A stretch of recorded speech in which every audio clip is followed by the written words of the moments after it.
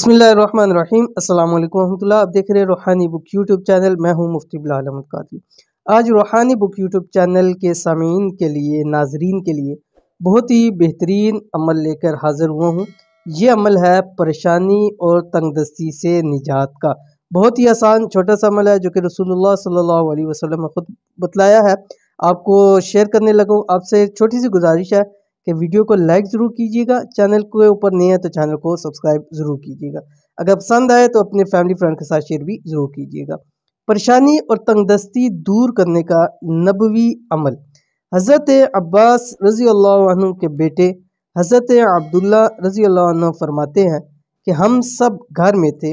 हुज़ूर सल्लल्लाहु अलैहि वसल्लम ने दरवाज़े की दोनों चौखटों को पकड़ कर फरमाया कि ए बनु अब्दुल मुत्तलिब, जब तुम लोगों को कोई परेशानी, सख्ती या तंगदस्ती पेश आए तो ये कलिमात कहा करो। कौन से कलिमात? आप स्क्रीन के ऊपर आगे बिस्मिल्लाहिर्रहमानिर्रहीम।